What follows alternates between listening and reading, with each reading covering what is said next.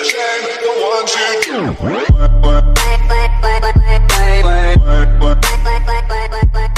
welcome back to the channel.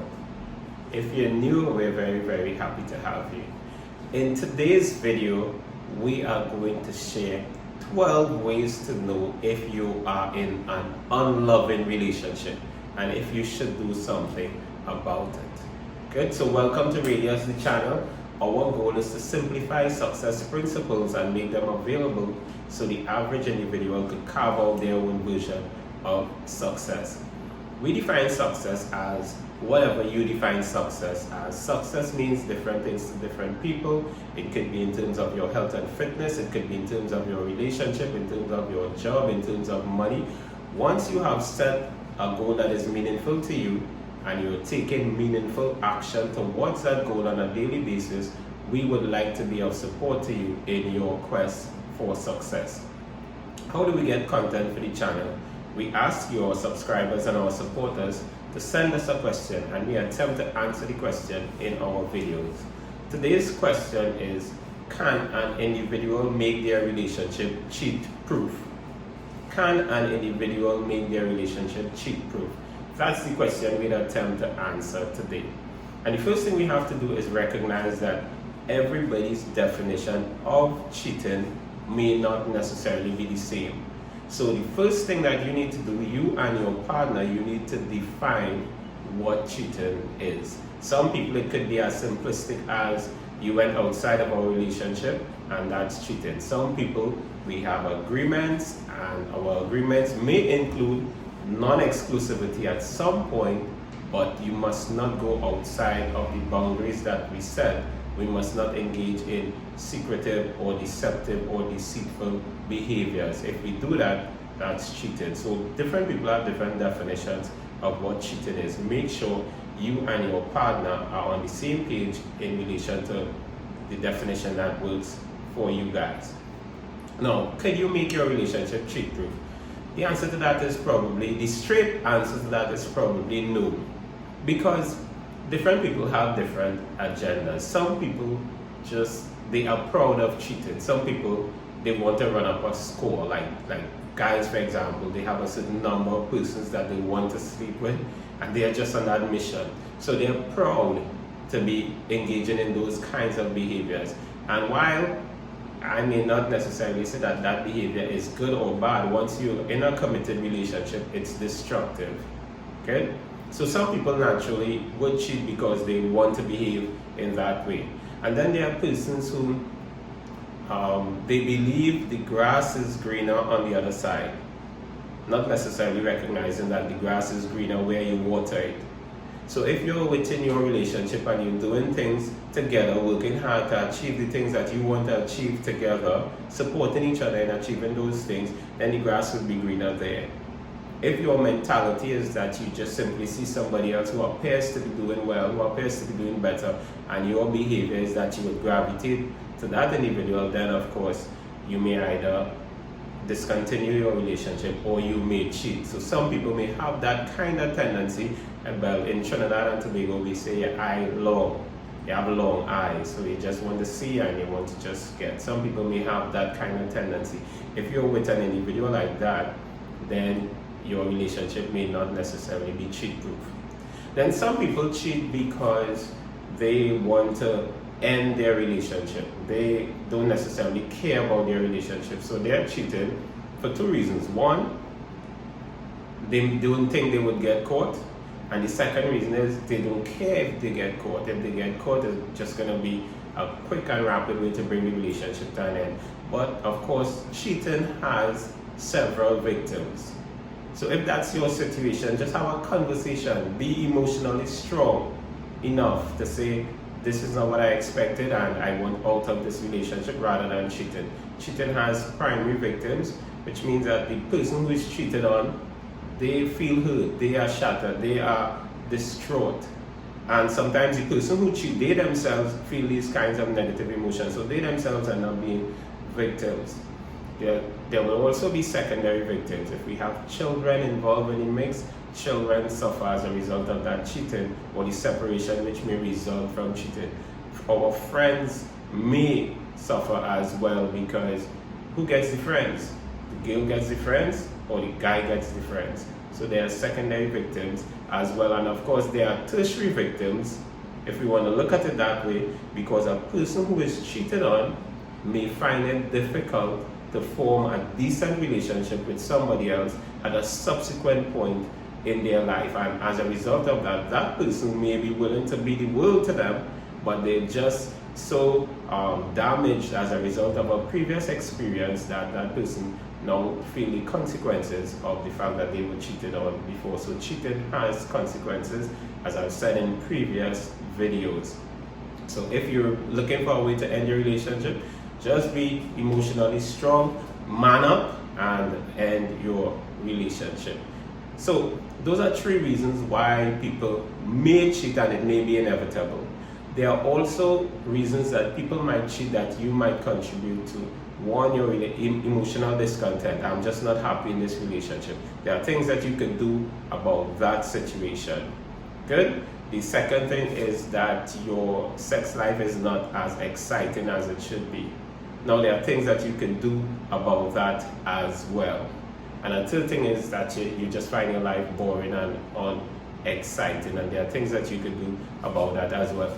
In this video, I will just direct you to some of the best resources I think you could interact with that would give you support in one of these areas. For example, if you're emotionally discontent, if you're dissatisfied with the quality of interaction between you and your partner, one of the best resources I could direct you to would be something called Save My Marriage. So you could just Google it, savemymarriage.com. I'm not going to talk much about it now, but you could just Google that. It's an extremely powerful and content-rich newsletter that will give you the information that you could take to rescue your relationship if you're in that kind of situation. There's also John Gottman, I think from the Gottman Institute, and he has extremely powerful material that could cause you to recognize if you are in an unloving relationship and if you need to do something about it. You could check it out, John Gottman. And in terms of exciting sex, there are several resources I could point you to. 2 persons I will point you to. You could YouTube Caitlin V. Alright, Caitlin V. I think I will put this information in the description below. Caitlin V, she's excellent. And there's also Jason Julius. Excellent resources for taking your sex life in the direction that you want to get it into, if you want to not contribute to being cheated on. And of course, if you're bored, there are several things that you could do, but you have to make a decision to take your life in that direction. You can't be in a boring relationship and accept it and expect things to change. Things don't change unless we change.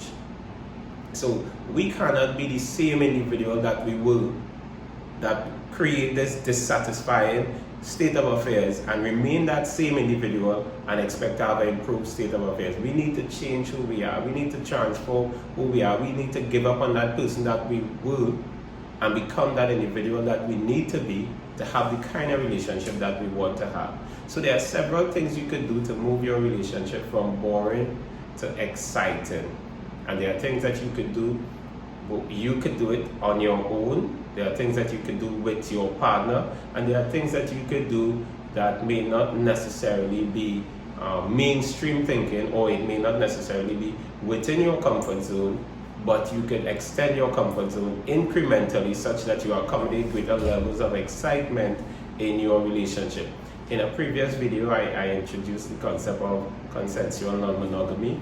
That is something that you can look into. I'll do a video on that to come in time to come. I'll do a video on that where you will get more information on that. I also mentioned an event called Adrenaline, and I got one of the questions that I got was, could you give us a sense of the activities that would take place in Adrenaline, the event? I could try to get that information for you. I could try to get a little video or something. But if you, alright, so I started the video about the channel about 5 weeks ago, and my aim is to be 1,000 subscribers in 3 months. That's my goal.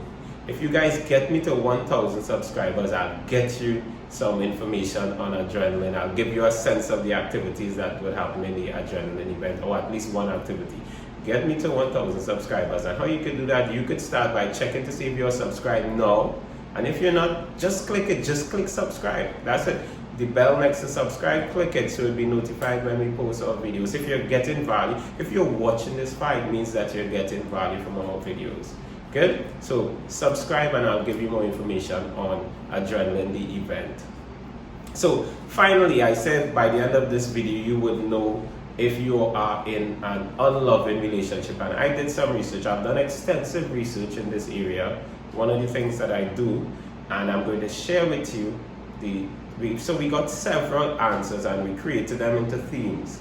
And I'm going to share with you the top 12 areas that we actually, the top 12 categories of areas or categories of responses that we got, why persons ended their relationship or how they know they should have taken this step to end their relationship.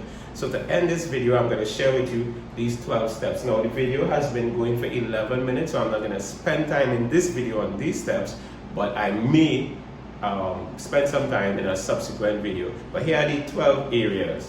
1, getting together for the wrong reasons. I ended the relationship because I realized we got together for the wrong reasons. If that's your situation, you pay attention. Your relationship could be unloving or you could do things to change it. 2, not turning out to be the person that you thought he or she was. I ended the relationship because they didn't turn out to be the person that I thought they were. 3, feelings of neglect or being taken for granted. Feelings of neglect or being taken for granted. I'll just stick a pin right here. John Gottman, he talks about how would you know. He was able to predict relationships that would end with upwards of 90% accuracy. And one of the main ways of knowing the relationship would end within 5 to 10 years was refusal of bids for attention. And what is bids for attention? Bids for attention refers to simple things that you may call your partner and you may say, hey, come and take a look at this that I saw that I'm looking at on the internet. Or come, let's look at this sunshine together. Or come, let's something simple where you are making a bid for attention from your partner and your partner is refusing a simple bid. So they observed couples and realized that bids for attention, turned down bids for attention, was one of the #1 predictors that your relationship would end. It's unloving. 4, not being treated as priority from your partner. Are you being treated as priority from your partner? Are you treating your partner as priority? These things can rock your relationship. 5, being compared with others or being compared with exes. Are you comparing your partner with your co-workers or your colleagues or the partners of your friends? Or are you comparing your partner with exes, either secretly or overtly, openly? 6, repeated or unfettered public ridicule, embarrassing your partner in public, unloving relationship. 7, control or isolation issues. Control issues mean, well, of course, the person is trying to control you. Isolation issues mean the person doesn't want you to have friends, doesn't want you to go out with your friend. They're always interested in who is calling you on your phone. So those issues are why persons left. 8, unwillingness to forgive, holding grudges. Unloading. Unloading means that you're bringing up stuff from the past. So you remember when this happened, and you remember when this happened, and you remember when this happened. Are you behaving in that way, or are you in a situation that promotes that? 9, a desire to get even. And that is tied to 8, unwillingness to forgive. You have to recognize if you make a decision to forgive someone, then you have to forgive that person and move on as if it's never happened. Best effort. 10, a tendency towards physical aggression. If you're in a relationship where physical aggression is a situation, then you need to do something about that because it's a sign. 11, long-term resentment or disdain. Long-term resentment or scorn. You have a dislike for your partner, a disrespect for your partner that you're holding on too long to. Your relationship is going to end.